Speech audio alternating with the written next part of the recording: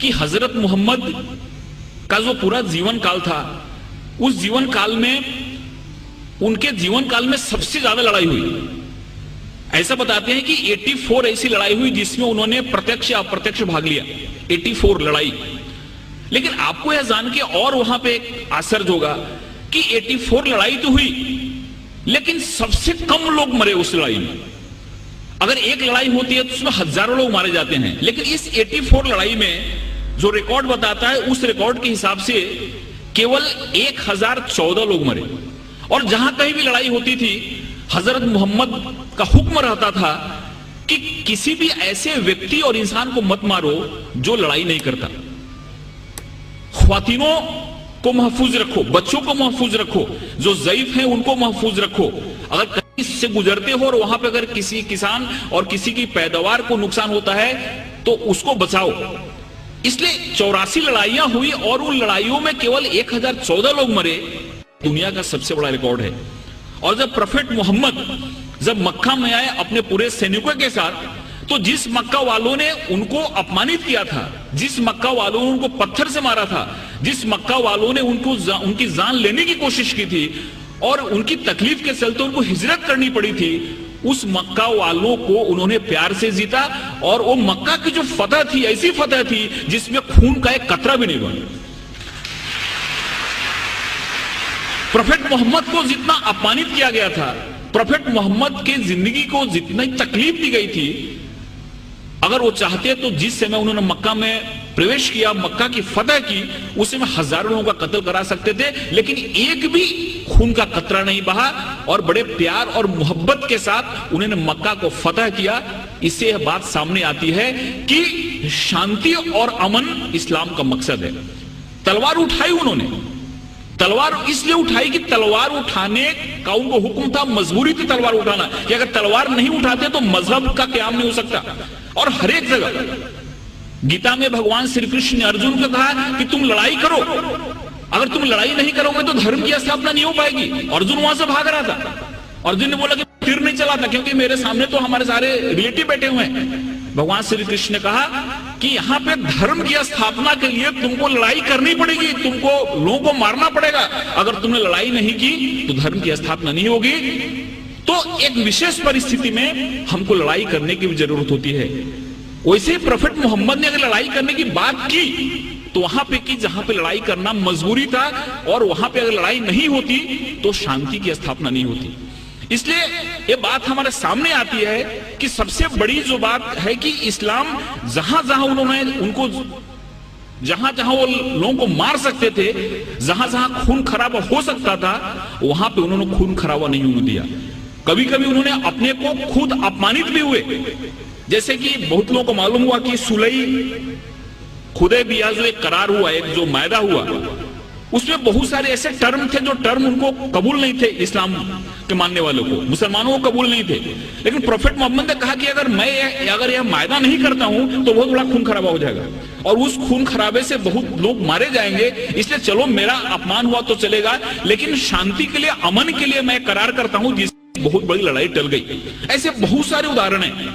एक बार एक यहूदी का जनाजा जा रहा था और प्रोफेट मोहम्मद अपने लोगों के साथ बैठे हुए थे। उन्होंने जब जनाजा देखा तो उठ के खड़े हो गए। उनके लोगों ने कहा कि ये तो मुसलमान का जनाजा नहीं, ये तो एक यहूदी का जनाजा है। तो मोहम्मद ने क्या, प्रोफेट मोहम्मद ने क्या यहूदी इंसान नहीं होता? ये सारी चीजें हमारे सामने आनी चाहिए। उस बूढ़ी औरत की कहानी मालूम है कि उसको ऐसा लगता था कि यहाँ पे इस्लाम बढ़ रहा है, एक मोहम्मद नाम का ऐसा शख्सियत है जो सबको इस्लाम में ले जा रहा है, इसलिए वो गांव छोड़ के जा रही थी। उसके सर पे गठरी थी और गठरी उठ नहीं रही थी। एक नौजवान आया और बोला कि माता जी मैं आपकी मदद करूं, आप चलो अपनी गठरी में गांव के बाहर छोड़ देता हूं। औरत ने उनको गठरी दी और वहां से नौजवान उस गठरी को अपने सर पे लिया और गांव के बाहर गया और बोला कि आप ठीक है, आप गठरी लो, जाओ। उस औरत ने पूछा कि कैसा नेक इंसान है जो अपने सर पे मेरी गठरी लेके जा रहा है। उसने पूछा कि तुम्हारा नाम क्या है? इन्होंने कहा कि मुझको मोहम्मद कहते हैं। जिसके डर से भाग रही थी वही इंसान उस औरत की गठरी को अपने सर पे ले जा रहा है और उसको मदद कर रहा है, और उसी दिन औरत इस्लाम में आ गई। जो औरत प्रोफेट मोहम्मद के सर पे हमेशा कचरा फेंका करती थी नमाज के जाते समय, रोज कचरा फेंकती थी उनके सर पे। एक दिन जब उसने कचरा नहीं फेंका तो मोहम्मद जब लौट रहे थे, प्रॉफेट मोहम्मद, तो उन्होंने देखा और पूछा कि औरत कहाँ है। लोगों ने कहा कि वो बीमार पड़ी हुई है। वहां पे जाके उन्होंने उसकी तबीयत पूछी। उस औरत को लगा कि जिस इंसान को मैंने इतनी तकलीफ दी, जिसको इतना मैंने अपमानित किया, जिसके सर पे मैंने कचरा फेंका, वो कैसा इंसान है कि मैं मेरी तबीयत बिगड़ने पे मेरा हाल पूछने आ रहा है। और वहां पे इस्लाम उसने कबूल कर लिया। एक चीज लोगों के सामने आना चाहिए, ये जो तहम्मुल है, ये जो हमारी सहिष्णुता है, ये जो हमारा एक इंसानियत के प्रति प्रेम है, ये हदीस में और प्रॉफेट मोहम्मद की जो सुन्नत है, ये जब हमारे लोगों के सामने आती है तो हमको समझ में आता है। एक हमारे बहुत नजदीक के मित्र हैं जयपुर के, उनको कई बार मैंने मुशायरे के लिए बुलाया। उन्होंने दो चीजें मुझको बताई। ये दोनों चीजें मुझको कहीं रेफरेंस मिला नहीं है, लेकिन उन्होंने बताई। उन्होंने पहला ऐसा बात कहा कि प्रॉफेट मोहम्मद की जो चचेरी बहन थी उसका नाम हिंद था, और वो ऐसा बता रहे थे कि उस समय हिंदुस्तान जो मुल्क था, इस मुल्क से वहां के लोगों को बहुत प्रेम था, और बहुत बार प्रॉफेट मोहम्मद ने इस मुल्क के बारे में सुना था। तो हिंदुस्तान के नाम से वो जो हिंद उनकी चचेरी बहन थी उसका नाम रखा गया था। उन्होंने ये भी बताया, लेकिन मुझको इसका रेफरेंस नहीं मिला। उन्होंने ये बताया कि प्रॉफेट मोहम्मद ने एक बार कभी कहा था कि वो कैसा मुल्क होगा जिस मुल्क से ठंडी ठंडी हवाएं हमारे अरब कंट्री में आती हैं। दोस्तों, ये सारी चीजें हमारे सामने आनी चाहिए। मजहब वही है इंसान जहां सलामत, यह तो शहादत नहीं है, यह गुमराही की अलामत।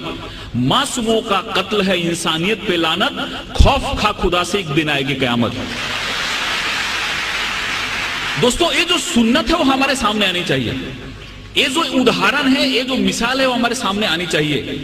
और 2008 में, फरवरी 2008 में देवबंद ने एक फतवा जारी किया, एक ऐलान किया। उसमें 4000 उलेमा पूरे हिंदुस्तान के जमा हुए थे, और उन्होंने क्लियर कट कहा कि आतंकवाद जो है, दहशतवाद जो है, यह गैर इस्लामी है। इस्लाम कभी भी अनजस्ट वायलेंस को सपोर्ट नहीं करता। इस्लाम में कभी भी गलत हिंसा को सपोर्ट नहीं किया गया है। और फरवरी 2008 में उन्होंने फतवा जारी करके इस दहशतवाद को, टेररिज्म को एंटी इस्लामिक बताया। दोस्तों, मैं कुरान की 2-3 आयत आपके सामने कोट करना चाहूंगा। सूरा अल बकरा आयत 190, इसमें ऐसा फरमाया गया है कि अगर तुम पे युद्ध, तुम पे जंग अगर लादी जाए तो लड़ाई करो। अगर तुम पे जंग ला दी जाए, तुम पे अगर युद्ध ला दी जाए तो लड़ाई करो, क्योंकि खुदा को ज्यादती पसंद नहीं है। लड़ाई करोगे फिर भी जाति मत करना। और हजरत मोहम्मद की सुन्नत में बात देखी जाती है कि उनके दुश्मन भी जो मारे जाते थे, उनके शव का भी और उनके लाश का भी उन्होंने बड़े ही हरमियत के साथ, बड़े आदर के साथ उसका दफन किया। कभी भी उन्होंने किसी लाश को बेइज्जत नहीं होने दिया, कभी भी उसकी बेहरमती नहीं की, कभी उसको तबाह नहीं किया। ये हमारी कुरान की आयत बताती है कि युद्ध उसी से करो जो तुम पे युद्ध लादता है, मजबूर करता है तुमको लड़ने के लिए, लेकिन फिर भी जाति मत करना, क्योंकि खुदा को जाति पसंद नहीं है। सूरा अल मायदा आयत 32, एक निर्दोष इंसान का कत्ल पूरी मानवता के कत्ल के बराबर है। इस आयत में फरमाया गया है कि अगर एक निर्दोष आदमी है, इनोसेंट आदमी है, अगर उस आदमी का कोई कत्ल कर देता है तो उसका कत्ल पूरी इंसानियत के कत्ल के लायक है। इसलिए कभी भी इस्लाम किसी भी निर्दोष और किसी भी बेगुनाह इंसान के कत्ल की कभी इजाजत नहीं देता। यह हमारे कुरान की बात कही गई है। सूरा बनी इस्राएल आयत 33, किसी भी इंसान की जिंदगी खुदा की दी हुई है, इसलिए बिना किसी कारण, बिना किसी वजह किसी इंसान को तकलीफ देना, किसी इंसान को मारना गुनाह है और खुदा इसके लिए सजा देता है। ऐसे बहुत सारी आयतें हैं जिन आयतों में हमको इस सामने बातें दिखती हैं कि इस्लाम ने हमारे सामने क्या पैगाम रखा, इस्लाम ने हमारे सामने क्या संदेश रखा। लेकिन कुछ ऐसी परिस्थितियां हुई जिसके चलते गलत मैसेज गया। एक बड़ी फेमस किताब है, इस किताब का आपने नाम सुना होगा, लाइफ ऑफ मोहम्मद। BH हैकल ने किताब लिखी है और उस किताब में उन्होंने ऐसा लिखा है कि बाद में काफी ऐसे ट्राइब्स थे, ऐसे जनजातियां थी जिन्होंने इस्लाम को स्वीकार कर लिया, और इस्लाम को स्वीकार तो कर लिया लेकिन इस्लाम के पैगाम को समझा नहीं, और उन्होंने काफी जगह बहुत सारी उत्पात मचाए, जिसमें ततार और मंगोल्स ऐसे ट्राइब्स थी जो इस्लाम को स्वीकार किया लेकिन इस्लाम को नहीं समझते हुए उन्होंने इतने अत्याचार किए जिसके चलते बहुत ज्यादा इस्लाम बदनाम हुआ कि इस्लाम को मानने वाले ऐसा करते हैं। इसका बीएच हैकल ने अपनी किताब में बड़ा ही अच्छा एक्सप्लेनेशन दिया है। तो अगर कोई इंसान इस्लाम या किसी मजहब का नाम लेकर गलत काम करता है तो गलती उस इंसान की है, उस मजहब की नहीं है। अगर कोई भी व्यक्ति किसी मजहब के नाम पे अगर कहीं कोई गड़बड़ करता है, गुनाह करता है, तो ये उसकी व्यक्तिगत चीज है, वो मजहब उसको उसकी इजाजत नहीं देता। नामो नसब जमीन के नस्लों में बट गए, आदम के बेटे कितने कबीलों में बट गए, आए हैं जब से पेश इमामत के मसल्ले, सिजने हमारे कितने मरलों में बट गए। जे किस तरह से कौम को इल्जाम में गुम रही, जब रहनुमा ही कौम के फिरकों में बट गए। अगर रहनुमा ही फिरकों में बट गए और उन्होंने उस चीज को नहीं समझा, उसको मकसद को नहीं समझा,